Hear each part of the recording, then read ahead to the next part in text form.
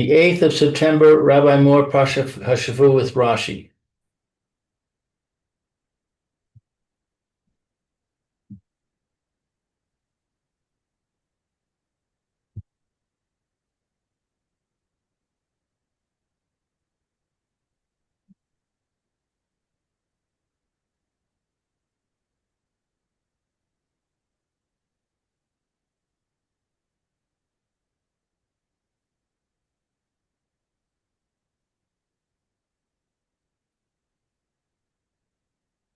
Okay.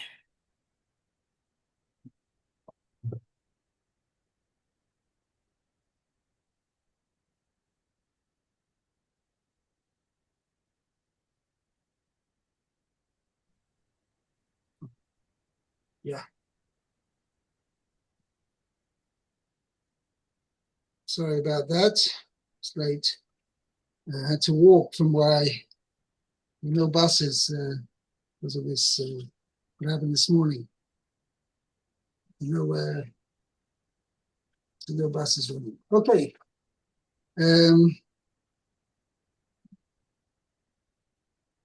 Yeah, we are up to Ki-Savo Marta. I think it's your turn, Lou. Pasuk Hey. Pasuk Hey. Let's see. I'm on the wrong page. Pasuk Hey. V'anisa v'amarta livnei Hashem Elokecha Arami Oved Avi Vayered meets Rima Vayagar Sham. Yogosh. Pardon?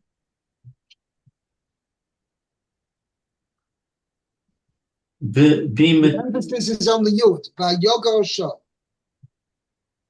Not Vayagar. Okay? Vayogosh bimsei ma'at. Bimsei Ma'at Vayhi Sham Legoy Ad Gadol Atzum Varav. Let's see. So then you shall call out and say before Hashem your God, an Aramean would have destroyed my father, and he descended to Egypt and inhabited there, few in number, and there he became a nation, great, strong, and numerous. Yeah, very good. Okay.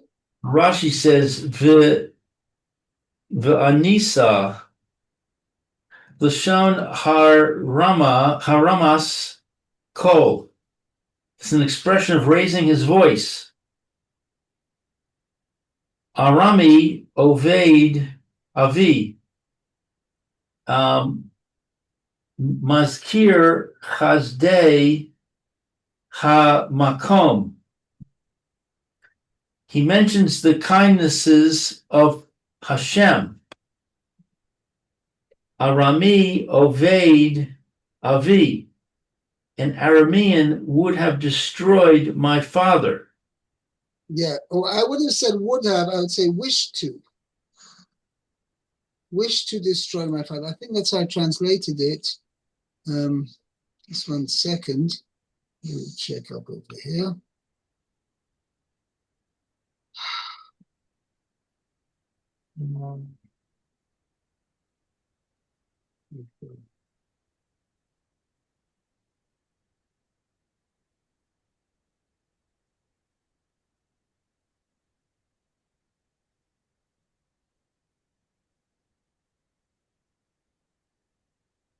Just 1 second.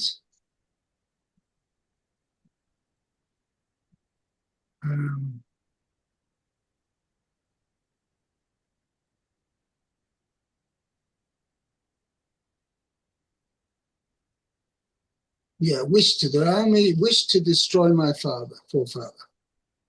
Okay? Lavan bikesh lakor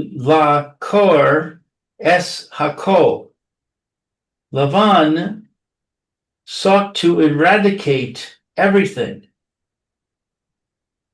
Ki she radaf achar Yaakov, when he chased after Yaakov. Uvishvil shechashav la'asos, because he thought to do this, chishev lo hamakom. Hashem considered it for him. Ki'ilu asa. Ki'ilu asa, as if he did it. She'umos haolam, for the nations of the world, b'maaseh ra'ah, choshev lahem hakadosh baruch hu machashava ra'ah k'maaseh. Hashem considers for them a wicked thought as an action. Right. It says their bad intentions as if they are deeds.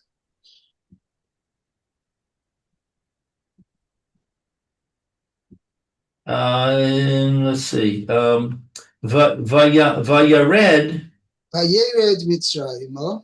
Vayered Mitzrayma, Va'od Acherim, and still others, Ba'u Aleinu, came against us, L'chalosenu, to annihilate us, She Acharei Zos, for after this, Yarad Yaakov the Mitzrayim, Yaakov went down to Egypt.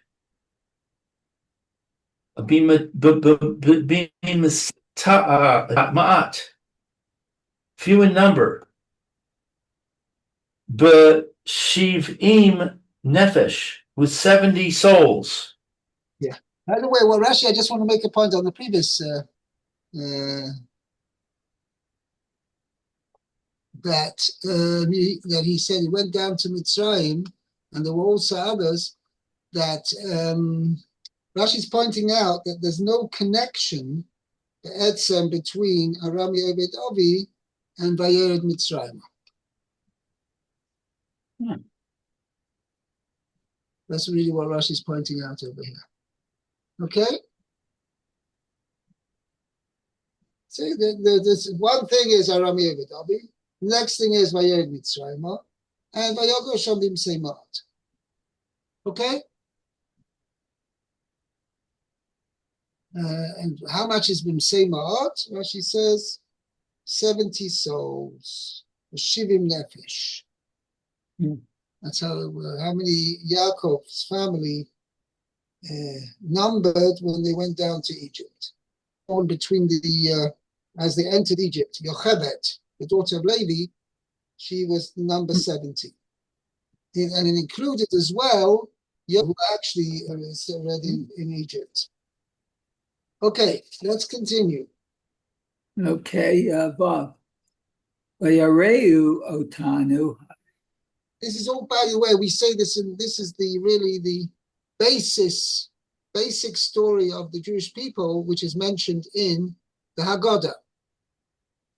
Oh. We start from Aram Yeved Avi, tell the whole story, and the Bal Haggadah, the compiler of the Haggadah, elaborates on these psukim. Oh, okay? Very nice, yes. Okay, Vayareu otanu hamitzrim, vayanunu, vayitnu aleinu, avodah kasha. Okay, so the Egyptians mistreated us and afflicted us and placed hard work on us. Okay, no Rashi there. Zayin. Vanitzak, Vaishma Hashem et kolenu, Vayar et an yenu, Viet amalenu, Viet lachsenu. Okay, so we cried out to Hashem, the God of our forefathers, and Hashem heard our voice and saw our affliction and amalenu, our burden, I guess, and the lachsenu's of oppression or oppression. Right. There's three things. Ayas onyenu, which means our affliction, which Chazal say refers to the Haggadah, refers to the separation between husband and wife. Oh, Because right. that is considered, on one hand, in one form of this verb, it means actually the man's obligation to his wife, mitzvahs oino, and the withholding of that is considered oini, which means affliction. Okay? Ves amolenu, the God says amolenu refers to the children. They took the children of the Jewish people and threw them in the river. Ves lachatzenu means the pressure that they didn't let up. They didn't give them time to think. They pressured them so strongly that they didn't even give them time to think. Okay. Okay. So chet. Yotzienu Hashem mitzrayim biad chazaka v'zroa netuya uv'mora gadol uv'otot umoftim. Okay, so Hashem took us out of Mitzrayim, out of Egypt, with a strong hand and an outstretched arm, and with great says awesomeness, with signs and with wonders. Okay. Tet. Vayivi'enu el hamakom hazeh vayiten lanu et haaretz hazot eretz zavat chalav u'devash. And he brought us to this place and gave us the land, or this land, land flowing with milk and honey. Yeah. Okay, so Rashi says, El hamakom hazeh, zeh Beit Hamikdash. Oh, this is the Beit Hamikdash. Right, because this is where they were when he brought the Bikurim. Right. Okay. And the second is Vayiten lanu et haaretz. He gave us this land. Kimash ma'o, as it sounds. So that means he literally gave us the land.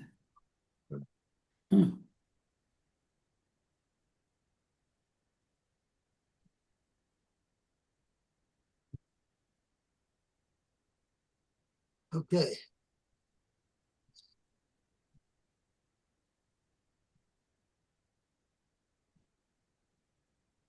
Yeah. Okay, so that means there's two things. Even Mokem Hazeh referring to Beis Hamikdash, and it says Oretz Hazois is referring to Kimashma, means the land of Israel. Okay, let's go on to Pasuk Yud, Lu. V'ato hine hevesi es reshis pri ha'adama asher nasata li Hashem v'hi nachto livnei Hashem Elokecha v'hish tacha visa livnei Hashem Elokecha. And now we see, I have brought the first fruits of the ground that you have given me, O Hashem. And you shall place it before Hashem your God, and you shall prostrate yourselves before Hashem your God. Rashi says, V'hinachto magid. This tells us, note lo, that he takes it, achar hanafas ha-kohen, after the waving by the Kohen, v'ochazo biyado, and holds it in his hand, keshahu koreh, while he recites v'chozer ha-menif, and waves it again. Right. What's interesting is this, I pointed this out, that when we had this in Pasuk Dalet says, "Lokacha kenatena miyodecha," the Kohen shall take the basket from your hand, and shall v'hini choy lifnei mizbach Hashem Elokecha, and shall place it before the altar of Hashem your God. And then Pasuk Hey says, "V'onisa v'amarta lifnei Hashem Elokecha," you shall raise your voice and say before Hashem your God, Aram Yevedo. Now the implication is that when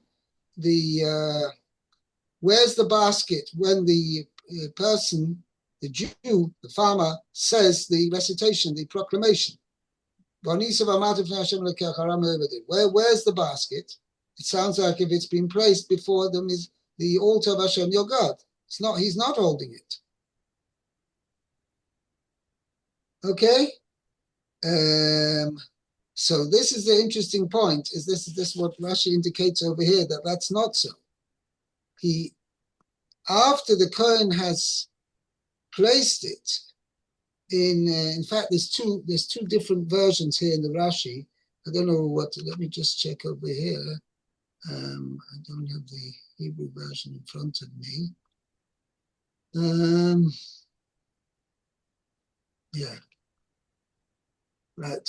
After the Kohen has placed the basket in front of the altar, then the farmer, the owner, the Jewish owner, picks up the basket, and then he makes the recitation, and then waves it again, and then again gives it to the Kohen.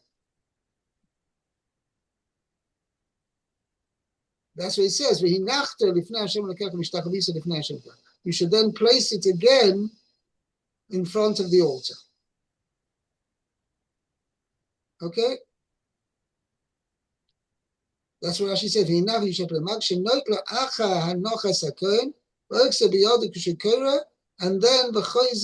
if he does the wave offering again, and he places it a second time. Yeah, let me put a little note over here. I'll just see it. Verse 4 is already stated, he shall place it. So why is it mentioned again over here? It must mean that he picks up the Bikurim again after the priest put them down. Just as the first placing was preceded by waving, so this latter placing is preceded, so is this latter placing preceded by waving. So there were two wavings, there were two puttings down, placings of the basket, and each one was preceded by a waving. Okay. Meir, Pasuk 11. It says, V'samachta b'chol hatov asher natan lecha Hashem Elokecha uleveitecha ata v'halevi hager asher b'kirbecha.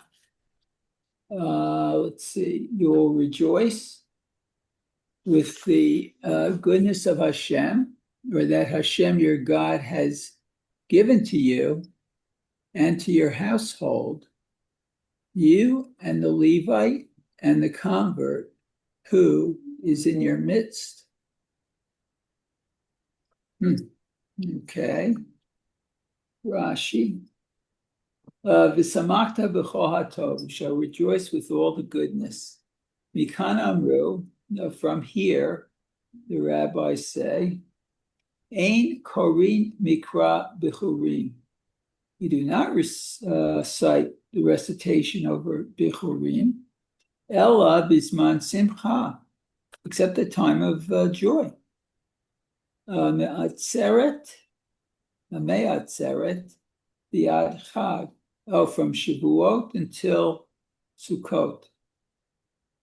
She'adam elaket tevuato uperota. For at that time, a person gathers his produce and his fruits. V'eno v'sham, no, his wine and oil. Aval may hag va'elech. But from Sukkot and onward, Mevi ve'eno koreh. He may bring these offerings, but he does not recite this recitation. Okay. Ata v'alevi, you and the Levite. Af Levi, the Levite too. Chayav bikurim is obligated in the commandment of bikurim.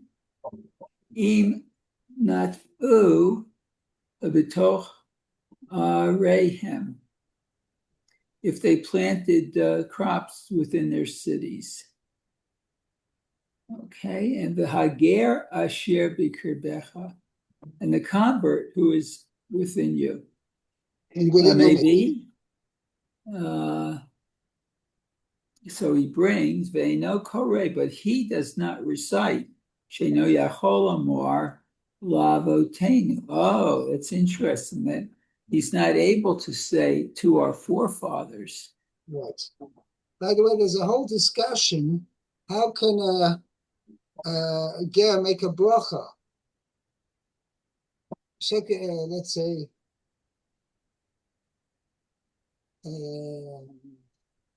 whatever we say, you can't say,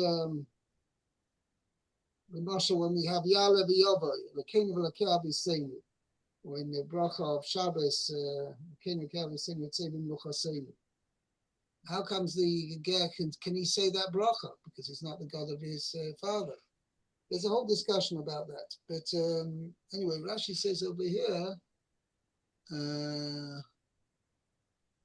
that a ger cannot. Maybe just let me see if I have something over here. Yeah. Here. I've got a note over here. This follows the opinion of Bikurim 1:4, chapter 1, Mishnah 4. However, Rabbi Yehuda, quoted in Talmud Yerushalmi, disagrees. Avram was not just the forefather of the Jewish people, but also the father of the multitude of nations, both those born as Jews and those who became proselytes. Thus, a proselyte does recite when he brings Bikurim, for Avram was also his forefather. Rambam, in fact, rules that proselytes do recite in line with the Yerushalmi. However, we may explain that Rashi is just giving the straightforward meaning of our verse, which corresponds to the opinion stated in Bikurim 1:4, whereas Halacha follows the opinion of the Yerushalmi. So there's a whole discussion about that. Okay? Fine. Okay, I think we'll stop here. We got to Sheni, and this one will be continued tomorrow. Very good. Thank you so much. Fine, very good. Okay, have a good day. Thank you, Rabbi. Have a good day. You too. Have a good day, Meir. You too, Lou.